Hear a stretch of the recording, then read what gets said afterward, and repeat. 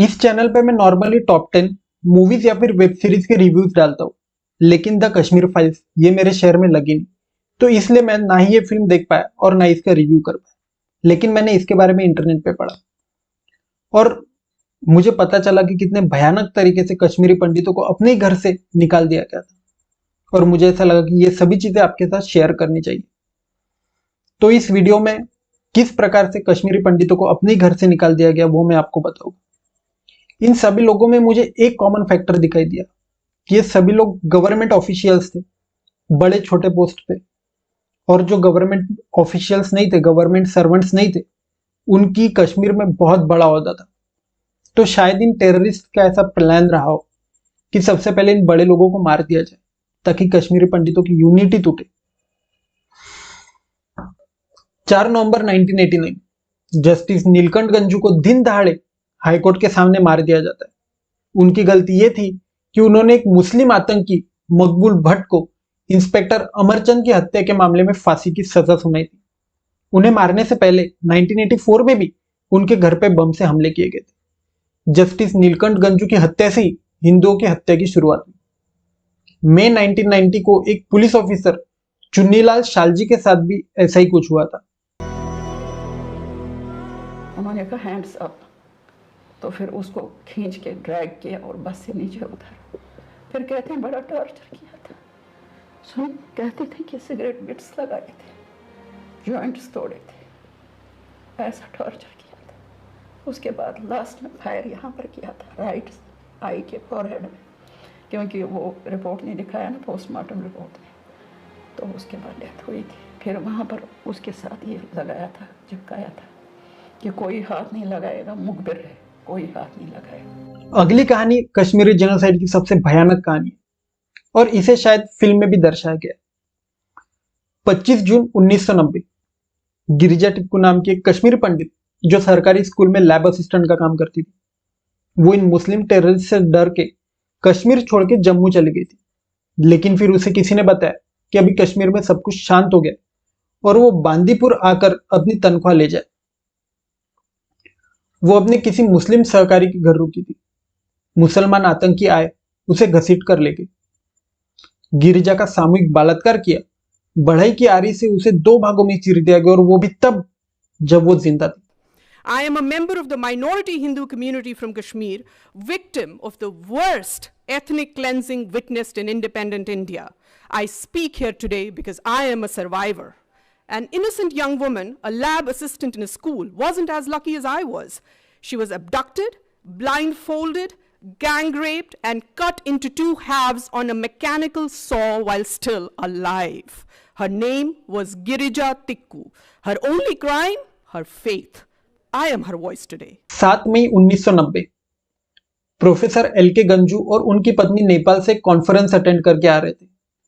2 officials को उन्हें लाने भेजा था, वो उन्हें लाने भी गए थे, लेकिन मुस्लिम आतंकियों ने उन्हें उनकी पत्नी और उनके साथ आ रहे भांजे को गाड़ी से बाहर निकाला। Professor KL. गंजू को गोली मारकर झेलम नदी में फेंक दिया गया। उनके भांजे को चॉइस दी गई कि या तो वो अपने मामा के साथ नदी में कूद जाए या फिर टेररिस्ट जो उनकी मामी के साथ करेंगे उसे देखें। उन्होंने 3 तक काउंट किया और वो नदी में कूद गया। के.एल. गंजू की पत्नी के साथ सामूहिक बलात्कार करके उन्हें भी मार दिया गया।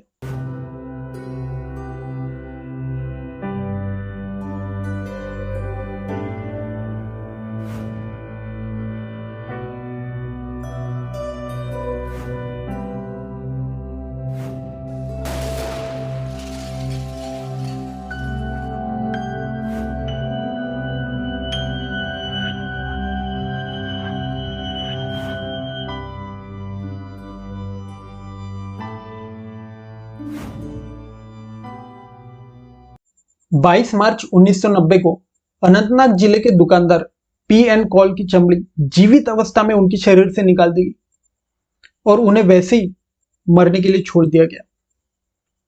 3 दिन बाद उनकी लाश मिली। उसी दिन श्रीनगर के छोटा बाजार इलाके में कुछ ऐसा हुआ जो यह दर्शाता है कि वहां के स्थानीय मुसलमान भी इन टेररिस्ट के साथ मिले हुए थे। बी.के. गंजू टेलीकॉम इंजीनियर अपने घर लौट रहे थे, लेकिन उन्हें इस बात का अंदाजा नहीं था कि उनका पीछा किया जा रहा है। घर आते आते उनकी पत्नी ने यह सब देख लिया। वो घर आती ही उन्होंने दरवाजा बंद किया और अपने घर के तीसरे फ्लोर पे चले गए। वहां पे चावल के डब्बे में वो दोनों छुप गए। आतंकियों ने छान मारा, वो नहीं मिले। जब वो लौटने लगे तो उन्हीं के मुसलमान पड़ोसियों ने उन मुसलमान आतंकियों को वापस बुलाया और बताया कि वो कहाँ छुपे। आतंकियों ने उन्हें बाहर निकाला, गोलियां मारी और उनकी पत्नी को खून से भिगे हुए गेहूं खाने लगा। 12 जनवरी 1990 तेज कृष्ण राजदान पंजाब से छुट्टी मनाने के लिए श्रीनगर आए थे। उन्हीं के एक पुराने कलीग ने उनसे मिलने की इच्छा जताई। दोनों लाल चौक के एक मिनी बस पर बैठे थे। रास्ते में मुसलमान मित्र ने जेब से पिस्तौल निकाली और छाती में गोली मार दी। इतने पर ही वो नहीं रुका, उसने राजदान जी को घसीटकर बाहर किया और लोगों से बोला कि उन्हें लातों से मारे। फिर उनके पार्थिव शरीर को पूरी गली में घसीटा गया और नजदीकी मस्जिद के सामने रख दिया गया ताकि लोगों को देखे कि हिंदुओं का क्या हश्र होगा। 24 फरवरी 1990 अशोक कुमार काजी को घुटने में गोली मार दी गई, बाल उखाड़े गए, थूका गया और फिर उनके ऊपर पेशाब भी की गई। उनके आसपास कई लोग थे, सब बस देखते रहे, किसी ने कुछ नहीं किया। उन्हें बहुत टॉर्चर किया गया और लास्ट में उनकी छाती में गोली मारकर उनकी पीड़ा का अंत कर दिया। 5 दिन बाद नवीन सप्रू को भी इसी तरह बिना किसी मुख्य अंग पे गोली मारे तड़पते हुए छोड़ दिया गया। जब उनके परिवार को इसके बारे में पता चला तो वो उनके शरीर को लेने आए। पुलिस गाड़ी में लेके गए, लेकिन मुसलमान आतंकवादियों ने पुलिस गाड़ी में भी उनका पीछा किया और उनका अंतिम संस्कार होने तक उन्होंने जश्न मनाया, नाचते और गाते रहे। This is humanity. 30 अप्रैल 1990 कश्मीरी कवि और स्कॉलर सर्वानंद कौल प्रेमी और उनके बेटे वीरेंद्र कौल की हत्या भी बहुत ही भयानक तरीके से की गई। ये एक ऐसे व्यक्ति थे जो सेक्युलरिज्म में मानते थे, सभी को इक्वली ट्रीट करते थे। उन्हें बहुत लोगों ने कहा कि कश्मीर छोड़ के चले जाए, लेकिन वो नहीं माने और यही उन पे भारी पड़ा। एक दिन 3 मुस्लिम आतंकवादी आए। उन्होंने घर की महिलाओं को कहा कि पूरा सोना एक सूटकेस में पैक कर दिया जाए। उन्होंने प्रेम जी से कहा कि वो सूटकेस ले ले और उनके साथ आए। घर वाले जब रोने लगे तो उन्होंने कहा, अरे हम प्रेम जी को कोई नुकसान नहीं पहुंचाएंगे, हम बस उन्हें वापस भेज देंगे। 27 साल के बेटे वीरेंद्र ने कहा कि पिता को अंधेरे में वापसी में समस्या होगी तो वो साथ जाना चाहते। आ जाओ अगर तुम्हारी भी यही इच्छा हो तो। 2 दिन बाद दोनों की लाशें मिली। तिलक करने की जगह को छील कर चमड़ी हटा दी गई थी। पूरे शरीर पर सिगरेट से जलाने के निशान थे। हड्डियां तोड़ दी गई थी। पिता पुत्र की आंखें निकाल ली गई थी।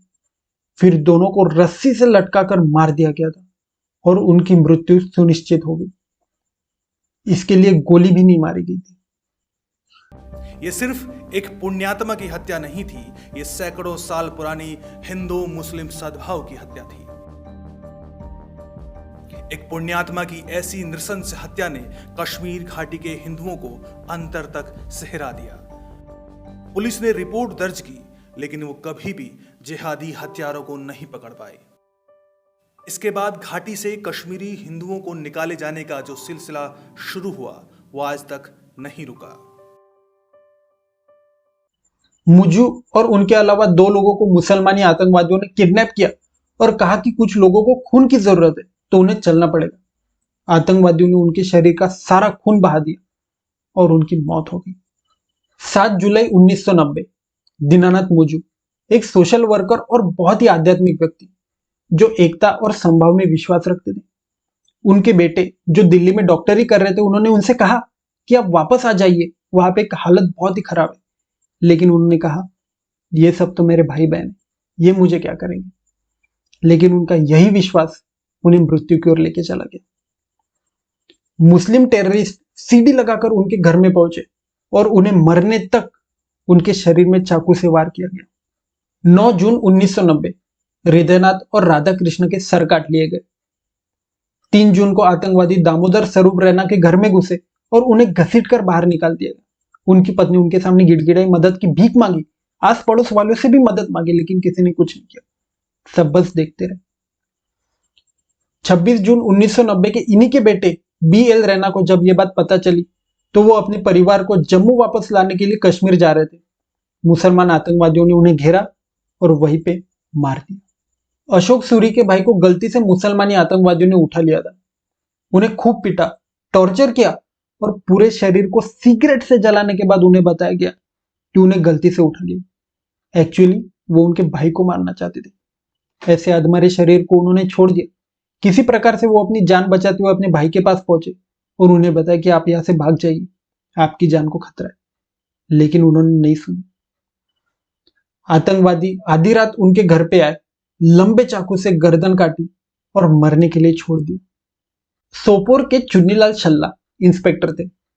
कुपवाड़ा में पोस्टिंग होने के कारण उन्होंने दाढ़ी बढ़ा रखी थी ताकि कोई आतंकी उन्हें पहचान ना सके। एक दिन आतंकवादी आए, उन्हें खोजने लगे। वो उन्हें मिले नहीं और वो वापस जाने लगे। तभी उनके साथ एक मुसलमान सिपाही भी काम करता था। उसने आतंकवादियों को वापस बुलाया और बताया कि दाढ़ी वाला ही छल्ला है। आतंकी कुछ करते उससे पहले उस मुसलमान सहकारी ने छुरा निकाला और पूरा दाहिना गाल चमड़ी सहित छील दिया। चुन्नीलाल शौक में थे। तब उनके मुसलमान सिपाही ने कहा, अबे सुअर, तेरे दूसरे गाल पर भी जमाती इस्लाम वाली दाढ़ी नहीं रहने दूंगा। फिर छुरे से दूसरी तरफ भी काट दिया।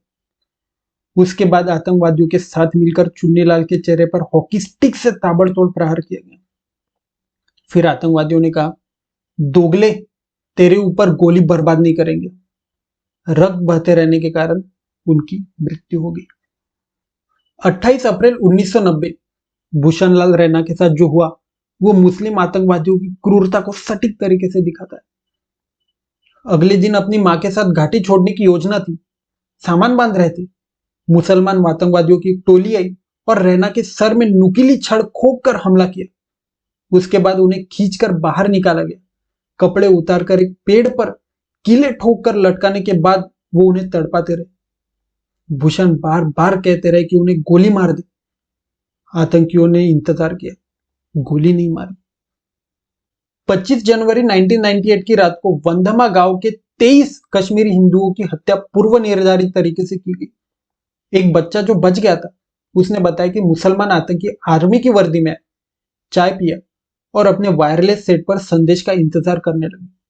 जब खबर आ गई कि सारे कश्मीरी पंडित के परिवार को एक साथ फंसा लिया गया, तब एक साथ क्लासनिकोव राइफल से उनकी नृशंस हत्या कर दी।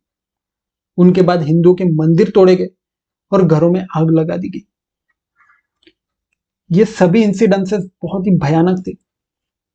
इन सभी के साथ लास्ट में मैं सिर्फ एक ही चीज कहना चाहूंगा, फॉरगिव बट नेवर फॉरगेट। धन्यवाद।